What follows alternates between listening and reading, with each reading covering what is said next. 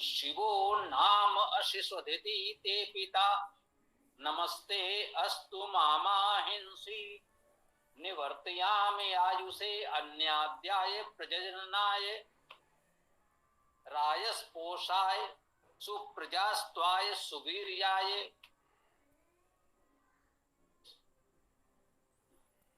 है नाम तुम्हारा शिव स्वामी, है स्वधति तुम्हारा पिता देव।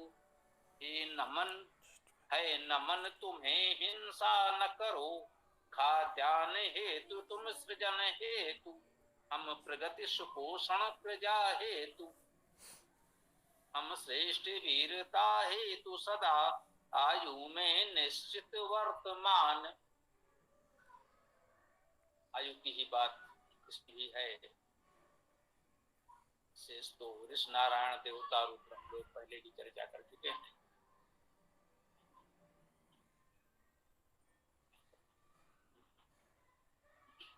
कह रहे हैं शिवो नाम असि। वेद मंत्रों में मूलतः परमेश्वर और उपासक की ही बात है, भक्त और भगवान की बात है, ऐसा भी कह सकते हैं। तो वेद में जो भी संबोधन होता है, जो भी कहते हैं, उसका भावार्थ लक्ष्यार्थ परमेश्वर को और उसके उपासक को ग्रहण करते हैं। बहुधा दोनों ही होते हैं, और जहां आवश्यकता समझें तो कहीं परमेश्वर को प्रधानता दे सकते हैं, कहीं उपासक को प्रधानता दे सकते हैं। मुख्य रूप से पूरे वेद में इसी की बात है। तो कह रहे हैं शिवो नाम असि, शिव नाम वाले हो। शिव परिचित हैं, अर्थ भी कर दिया गया। शिव का सामान्यतः अर्थ कल्याणकारी ग्रहण किया जाता है, और विविध धातुएं बताई गई इसके जो अर्थ हो सकते हैं। पुनरुक्त क्यों करें, नाम असि हो, अस धातु से असि हो। शिवो नाम असि, शिव नाम वाले हो। स्वदिति ते पिता, स्वदिति तुम्हारे पिता। तुम्हारा नाम ही कल्याणकारी है, शिव नाम असि। शिव नाम वाले हो, कल्याणकारी नाम वाले हो, तुम्हारा नाम ही कल्याणकारी। स्वदिति ते पिता, अब तुम्हारा भी कोई पिता होगा तो क्या होगा, स्वदिति, स्व स्वयं धी धारण करना, जो स्वयं को धारण करने का भाव है, सामर्थ्य है, यही तुम्हारा पिता। पिता का अर्थ पालन और गति प्रगति है। पिता का अर्थ उत्पन्न करने वाला नहीं होता, ये भी ध्यान देने योग्य है। पिता शब्द का अर्थ होता है पालन करने वाला, प्रगति देने वाला। ये पिता का दायित्व है। पिता में उत्पन्न करने का भाव है ही। तो कहते हैं प्रारंभ में मानस संतानें हुई, तो प्रारंभिक ऋषि हमारे हुए, उन्होंने जिनको अपना संतान माना वे उनके मानस संतान थे, अर्थात जैविक रूप से वे उनसे उत्पन्न नहीं थे, मानसिक रूप से वे उनके विद्यार्थी अनुयायी शिष्य थे, उन्हें मानस संतान कहा गया। जैसे अभी भी हम लोग नकारात्मक रूप से भी कह देते हैं मैकाले के मानस पुत्र। तो पिता शब्द में उत्पन्न करने का अर्थ ही नहीं है, वो है जनक। जन धातु का अर्थ है उत्पन्न होना, उत्पन्न करना। वो होता है जनक, उत्पन्न करने वाला। जननी, उत्पन्न करने वाली। जनक जननी शब्द आएगा उत्पन्न करने के अर्थ में, जैसे हम लोग माता पिता कहते हैं। माता और पिता शब्द के अर्थ में उत्पन्न करने का अर्थ है ही, अर्थात माता पिता वे भी हो सकते हैं जिन्होंने हमें उत्पन्न नहीं किया। रुद्र परमेश्वर इसका देवता है, और हम कह रहे हैं स्वदिति ते पिता। परमेश्वर को भी उत्पन्न करने वाला कोई होगा क्या? नहीं होगा। पिता का अर्थ उत्पन्न करने वाला ग्रहण नहीं कर सकते। सुधृति कहा है स्वयं धारण करने की जो सामर्थ्य है, यही उस परम पुरुष परमेश्वर का मुख्य तत्व है। वो सबको धारण करता है, उसे कोई और धारण नहीं करता, वह स्वयं को धारण करता। उसको पालन करने वाला कोई और नहीं है। जो स्वयं को धारण करने के सामर्थ्य है, इसी से यदि उसे कोई पालन रक्षण की आवश्यकता है तो उसका पालन रक्षण इसी प्रकार से होता है, अर्थात वो स्वयं है। उसके गत प्रगति के लिए यह स्वयं को धारण करने की सामर्थ्य ही पर्याप्त है। किसी अन्य की आवश्यकता अपेक्षा उसे नहीं है। देखिएगा किसी के भी भाष्य में इस प्रकार से आपको स्पष्ट अर्थ मिल सके तो बहुत महत्वपूर्ण है। वेद को जब आप इस प्रकार धातुज अर्थ के आधार पर पढ़ेंगे तभी उसका सत्य स्वरूप स्पष्ट होगा, अन्यथा अनेक भ्रम बने रहते। स्वधिति ते पिता, शिव नाम असि स्वधिति ते पिता। तुम तो शिव कल्याणकारी नाम वाले हो और स्वधिति ही तुम्हारा पिता पालन करता गति करता जो भी है वो स्वधिति है, स्वयं को धारण करने की सामर्थ्य ही है।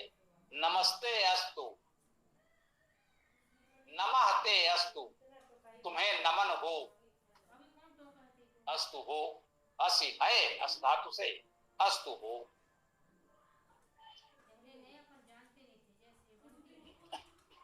नमस्ते अस्तु, तुम्हें नमन हो, मामा हिंसी, हिंसा मत करो।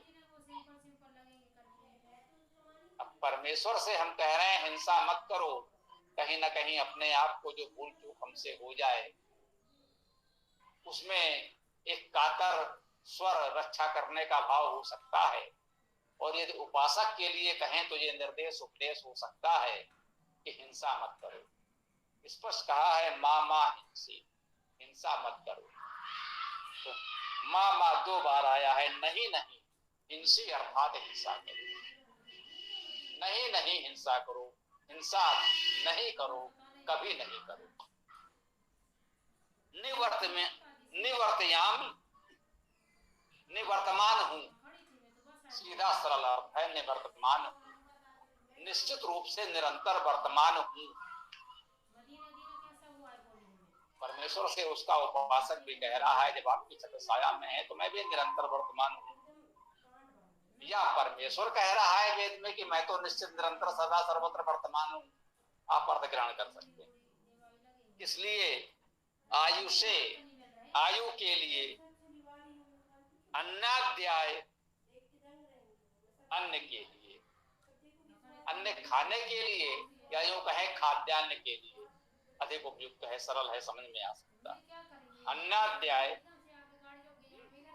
अन्नाध्याय खाद्यान्न के लिए, खाद्य अन्न के लिए, प्रजननाय, प्रजननाय प्रकृष्ट रूप से उत्पन्न करने के लिए, ये प्रजनन की उत्पन्न करने की सृजन की शक्ति हो, इसके लिए।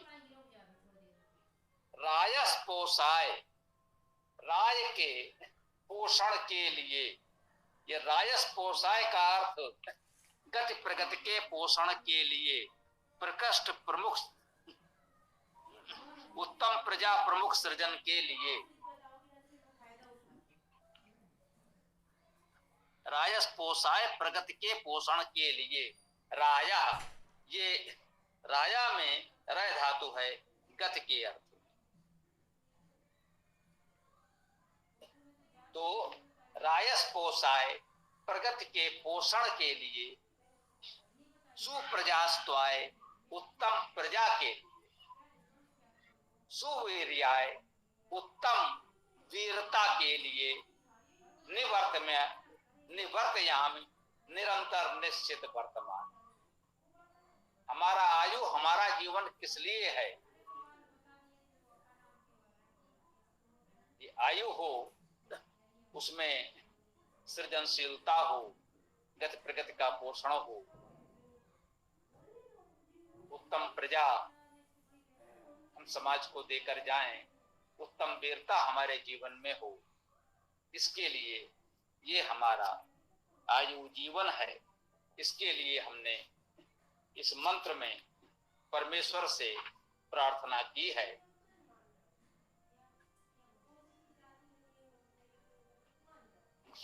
त्र्यंबक सूक्त या त्र्यंबक मंत्र बहुचर्चित बहुप्रचलित था।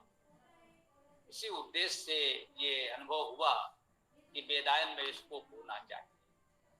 वेदायन को पूर्णता प्रदान करने के लिए ऐसे मंत्र सूक्त हम लोगों को लेने पड़े। इसी रूप में हम लोग कहते हैं कि अब वेदायन वेदों का अलग रूप है, अपने आप में पूर्ण है।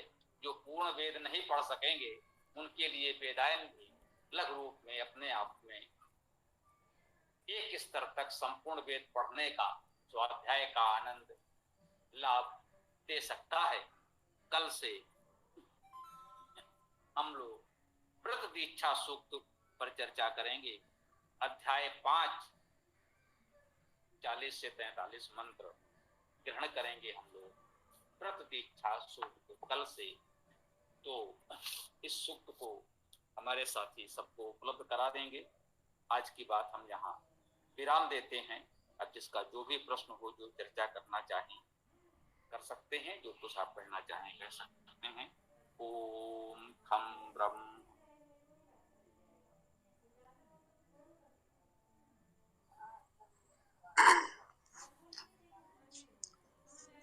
स्वामी जी, ये बोलिए। चूड़ाकर्म संस्कार में भी इस मंत्र का विनियोग हो रखा है, तो उस संस्कार के संदर्भ में हम इस मंत्र का अर्थ किस प्रकार से लेंगे?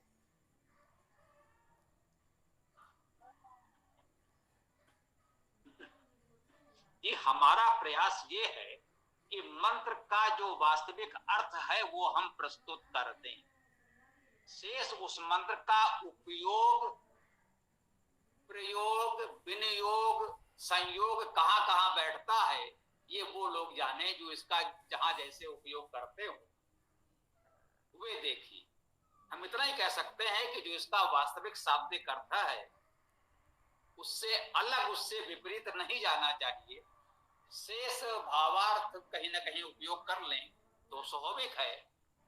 इतना ही कह सकते हैं कि वेद को या वेद के मंत्रों को, वेद सूक्तों को इस प्रकार के किसी तरह के कर्मकांड के लिए लिखा तो नहीं गया।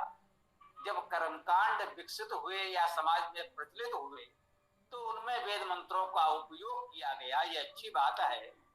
महर्षि दयानंद जी ने भी कहा है कि इस प्रकार से वेद मंत्रों का प्रचलन बना रहता है। कुछ वेद मंत्र लोगों की जानकारी में रहते हैं, ये अच्छी बात।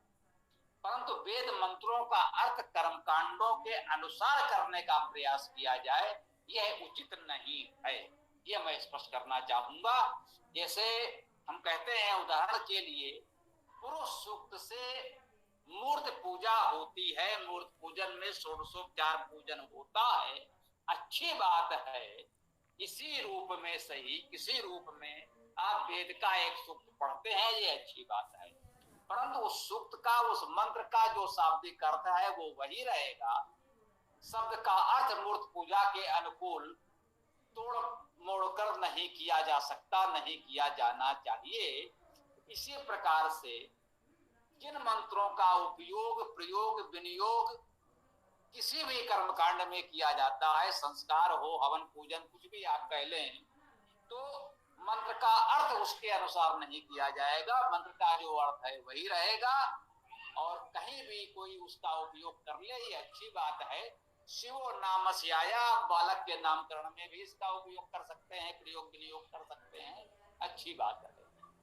तो जहां भी हो सके वेद मंत्रों का उपयोग करें, प्रयोग करें, प्रयोग करें।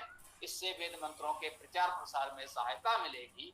प्रयास करें, अर्थों को तोड़ मरोड़ कर प्रस्तुत न करें, जो शब्द सा अर्थ है वही प्रस्तुत किया जाए। मेरा यही विचार है। शेष आप लोग स्वतंत्र हैं, जैसा उचित समझें करें। वो